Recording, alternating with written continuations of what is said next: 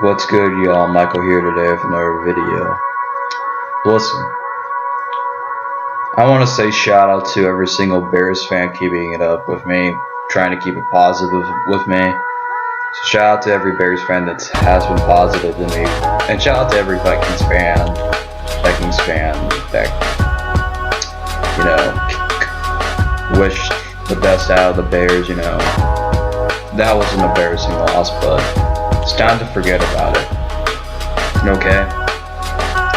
We have the New Orleans Saints tomorrow. Alright. This is probably the biggest matchup of the Bears season. Unless you want to count the Rams game, because the Rams should be 6-1, but whatever. Okay? I want to get one thing very clear to some people, to some Bears fans, to say, oh my gosh, we're going to get destroyed. How we're going to stop Alvin Kamara? How we're going to stop Drew Brees?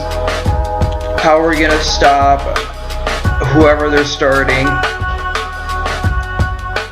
Oh my gosh, pray for Nick Foles. This offensive line is garbage. Oh my gosh, Al Robinson's in concussion protocol. Oh my gosh, we should probably tank for a quarterback at this point. Okay.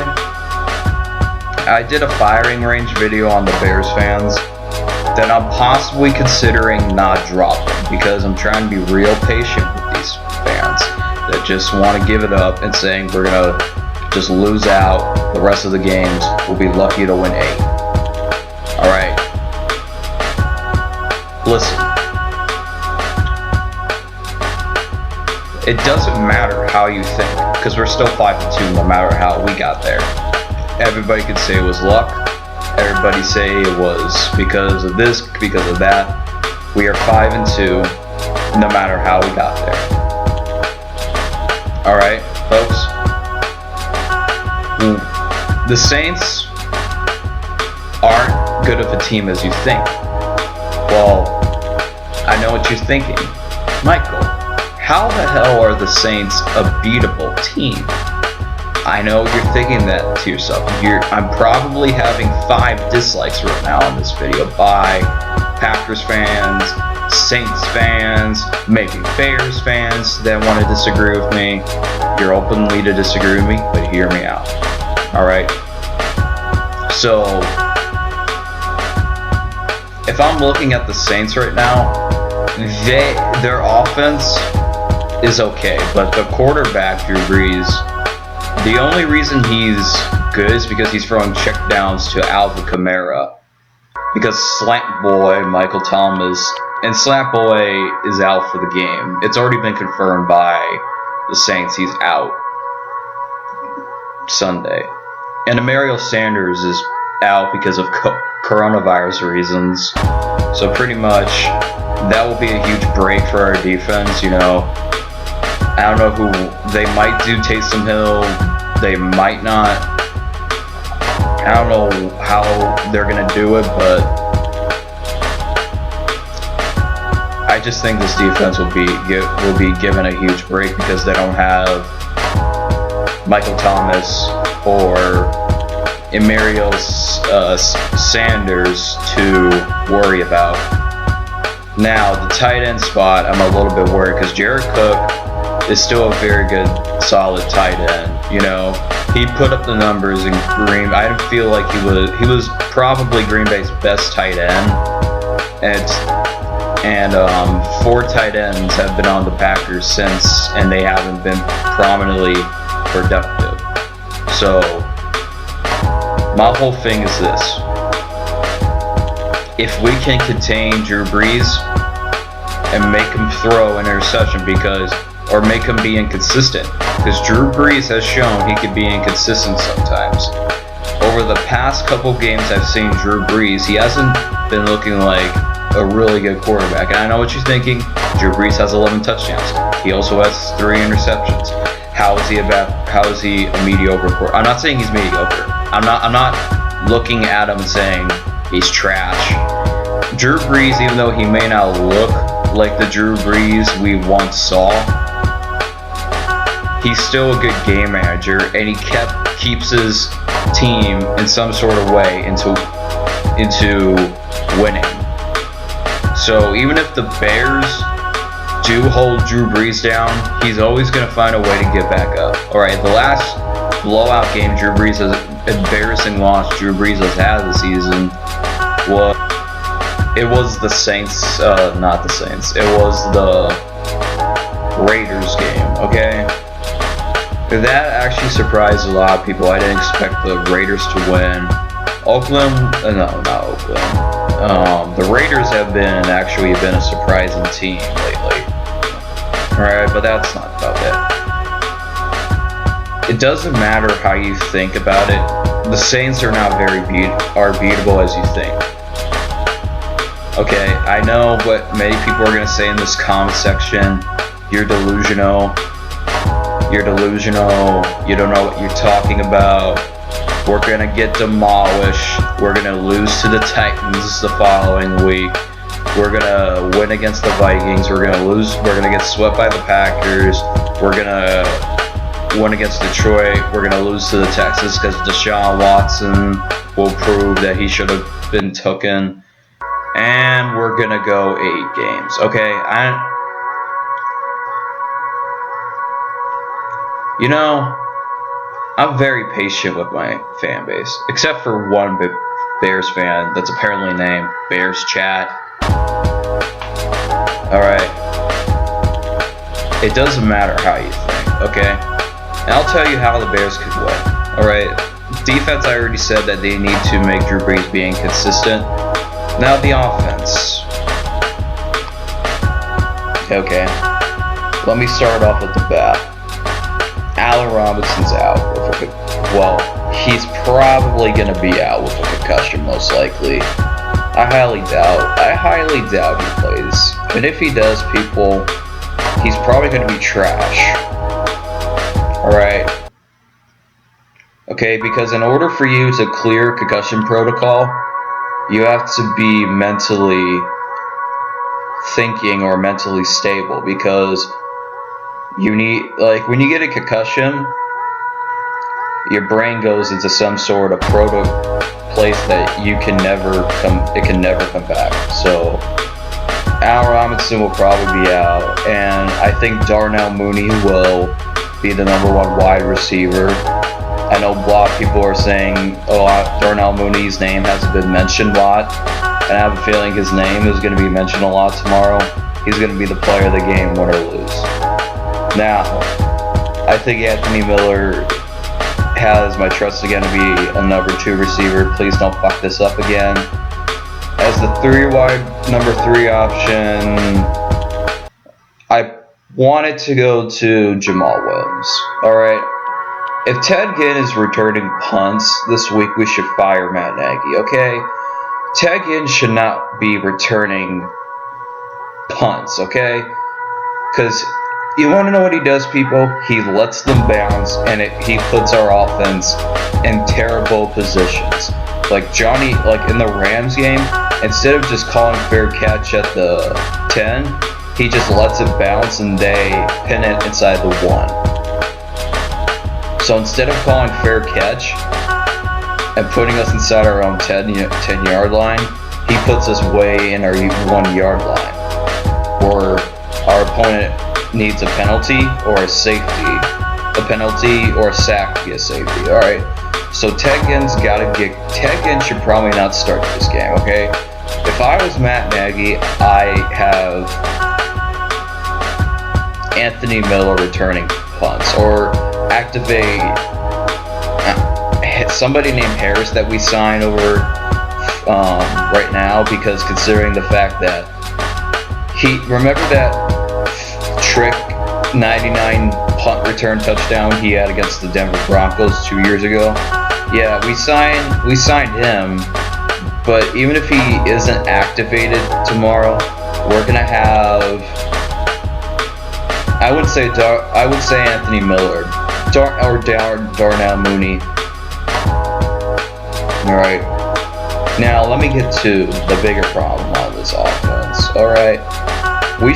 The offensive line should have less sacks because the Saints defense is garbage. They only stop the run. Alright, their passing protection's garbage. Their secondary is garbage. They're only good at stopping the run. Their pass rushers are garbage. So pretty much, you have no excuse, okay? Now I know, though, if Demetrius Harris is starting, we should fire Matt Nagy, okay? I'm tired of seeing Demetrius Harris be out there on the field because I always pray for the best. Whenever I see Cole Kmet, every time when they throw him the ball, he does something special. So I'm not too sold of Cole Kmet possibly fucking up something. Alright. Now, let me get to the clown problem here, which was Matt Nagy, okay? Cordell might be a little banged up, and since Al Robinson will be out, I have a feeling he's going to run the ball more, but considering this run defense is good, he should probably let Nick Foles throw the ball, because that's how you're going to really hurt the Saints, is their secondary, because their outside the part has been really getting torched lately. Like I said, you remember the Chargers game where they were down like 17 points and they had to come back, and who was the Chargers kicker? It doesn't matter, because they would have won that game if the kicker made that field goal. But my whole thing is this. If Juan Castillo doesn't fix the offensive line's problem, I'm trying to be real patient with him because he was out last week because he was exposed to somebody with COVID. I'm trying to be real patient with him, but there comes a point in time where you have to be more stricter on these guys, okay? Now I know it's like with Juan Castillo, he said before the year started that failure will not be tolerated here. Well, let me tell you something. Crawford is a failure. Charles Leno's a failure. Bobby Massib is looking like a failure. And the guy from the Seahawks, you need to tell him to chill in the holding post because we ran the ball on our first drive and we got the first down, but holding offense number 74, 10-yard penalty, still second down. Like, what are you doing, man? Like, you need to be more strict. I'm sure because he was spoken to the media that I have to be more stricter on these guys now, and I do, and I believe Juan Castillo, okay? You can call what you want. If he doesn't fix the problem, that we should fire Juan Castillo, okay? Just for the simple fact that he should have to be more stricter on these types of offensive linemen, okay? If the media calls you out on it, so what? Okay? I won't call you out on it because I think you have to show them a little bit of tough love, okay? Now, it has been reported after the Rams game that Nick Foles went to Matt Nagy and was having a talking conversation with him. So, I really do think Nick Foles knows that his play calling is garbage, and he said, pretty much been saying, let me call plays from time to time, let me call plays and fix the blocking, okay?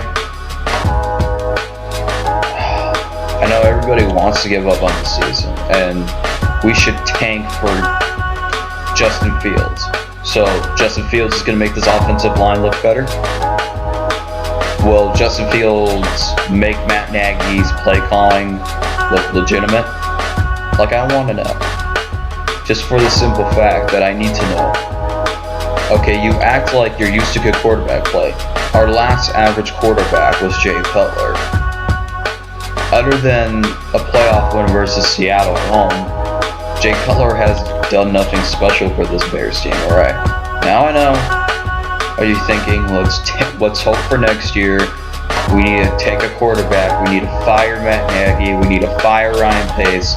We need to fire Ted McCaskey. Listen.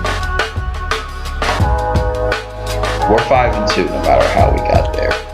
Okay, the Saints are 4-2 no matter how they got there. far as I'm concerned. We're at home.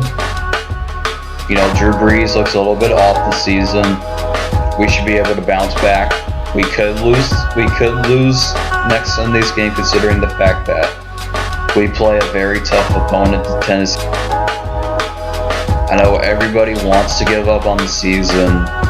Trust me, it ain't over until week 17. Okay? As far as I'm concerned, this loss just pisses off the quarterback, and he's motivated to do better, okay? Especially with Allen Robinson out, which it's gonna hurt fantasy people, but my whole thing is this. Allen Robinson, how do I put this, isn't playing like he should be worth the money that we owe him, okay? Now, I love Al Robinson, okay? I think he carried our offense last year. I think he made spectacular catches. But he has not been looking like the money we should be paying him, okay? Okay, so when I look at this offense, I think the offense won't be bad as you think. It might be a little bit off because of Al Robinson. That'll be a little bit of a blow, but at the end of the day, let me get to my score predictions, okay? Every time I say interception, Nick Foles throws an interception, so I'm just going to say 2 touchdowns, 0 interceptions, okay? I do predict Monty to have a rushing touchdown, and I know I'm going to have a lot of people coming after me saying, you just pick the Bears every week because why not? I actually have the Bears winning a close one to 16-14, and having the last play be a stop by the defense, okay? I know everybody's going to be coming at me. Maybe Bears fans, maybe Packers fans. I probably have 21 dislikes right now. Okay. If you aren't a fan of us, if we do beat the Saints, then don't be a fan of us if we do. But anyway, that's all. Subscribe. My name is Michael, and I approve this message.